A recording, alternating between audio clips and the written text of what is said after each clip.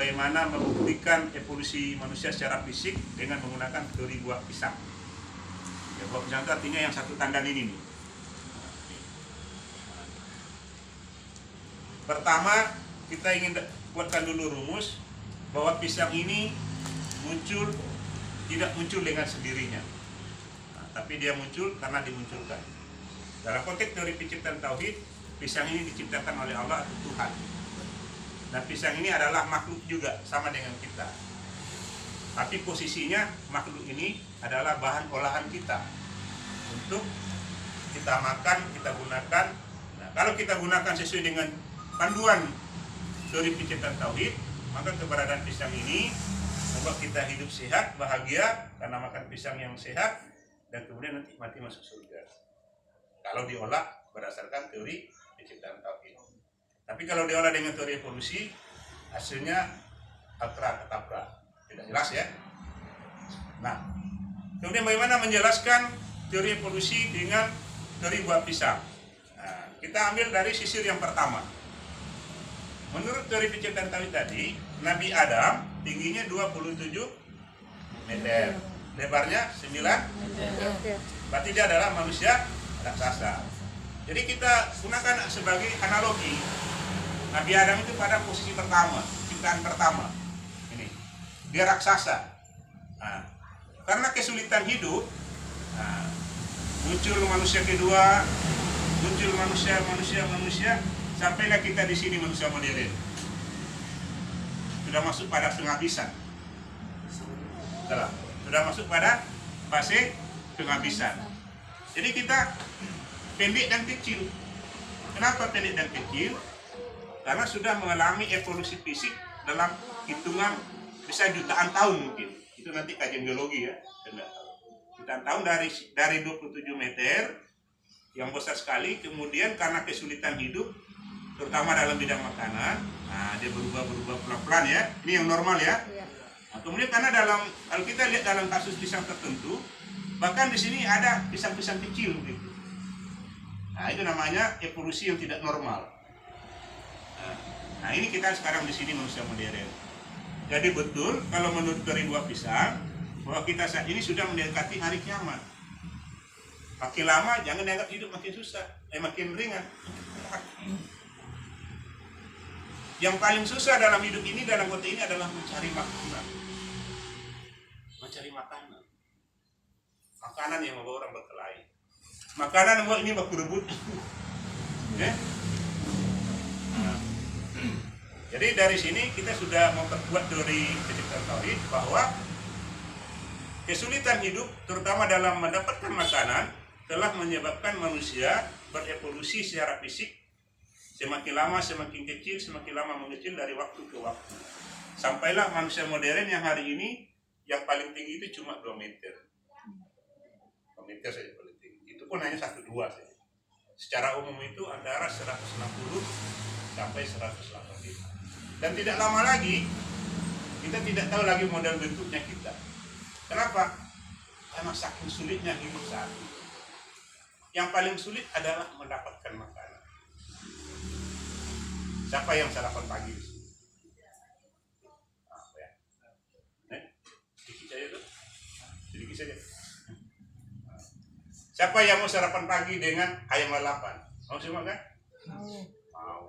Tapi pertimbangan ini. Benar. Hanya apa? Tahan saja. Sama saya juga. Nah, itulah yang menyebabkan saya bilang adik-adik itu harus profesional. Ke depan kita ini makin sulit. Nah, perbedaannya lagi kalau kita bahas kajian secara Indonesia. Sebelum masuk era modern, orang dulu karena lautan masih luas, hutan masih banyak, ya. Kalau dia berkelahi di suatu tempat, dia pindah ke tempat lain. Kenapa? Karena di tempat lain masih kosong. Artinya dia masih bisa hidup baru. Sekarang ini mau pindah mana? Mau pindah di Wiroro, banyak orang. Pindah di Dori, banyak orang. Artinya apa? Di mana-mana sekarang manusia sudah banyak. Nah, kalau manusia banyak berarti persaingan kuat. Kalau persaingan kuat, kesulitan hidupnya tinggi. Kesulitan hidup tinggi berarti otak mudah panas. Nah, makanya sekarang banyak orang yang bunuh diri. Dalam waktu 40 detik, satu orang bunuh diri sekarang. Kenapa?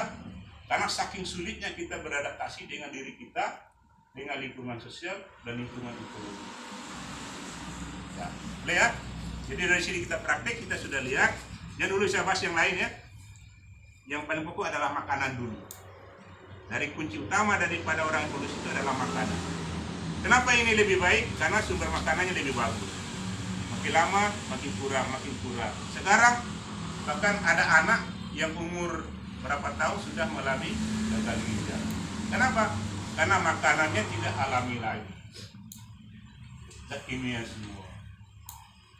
Sementara tubuh kita alami. Nah, dari kecil sudah ada vaksin ini, vaksin A, vaksin B, ada virus vaksin lagi, jadi manusia vaksin. Nah, mau vaksin 1 kali saja, kayak apa ini tidak berbahaya dok? Itu saya sudah kecemasan, stres lagi. Begitu vaksinnya bereaksi, wih, kenapa kepala saya sakit-sakit lagi? Stres lagi. Kapan bisa hidup lebih tenang itu? Nah, itulah gambaran-gambaran kesulitan hidup yang menyebabkan kenapa manusia itu makin lama dia makin kecil seperti teori ini. Nah, kalau kajian teori penciptaan tauhid tadi, kalau pakai teori evolusi kena 2 kali. Apa kena 2 kali? Di dunia menderita, berkelahi kayak sekarang di Ukraina, memperebutkan keunggulan supaya menjadi spesies paling unggul. Nah, kalau teori evolusi berkelahi, nah, kayak saya kuasakan. Kalau kau tidak datang, kau dapat E semua. Nah, ini juga ancam saya. Komplit kan? Nah, sementara teori penciptaan tauhid tidak seperti itu. Yang diajarkan teori penciptaan tauhid adalah bagaimana kebersamaan, kemajuan yang adil dan manusiawi. Apa itu yang adil? Yang rajin datang, ya wajar dapat nilai bagus. Yang malas datang, ya nilai-nilai kasihan saja. Ya rugi sendiri. Ya salahkan orang lain lagi. Karena pintu kemajuan terbuka dengan baik dan didukung, dilayani. Berarti yang salah siapa? Ya diri kita sendiri yang tidak mau maju.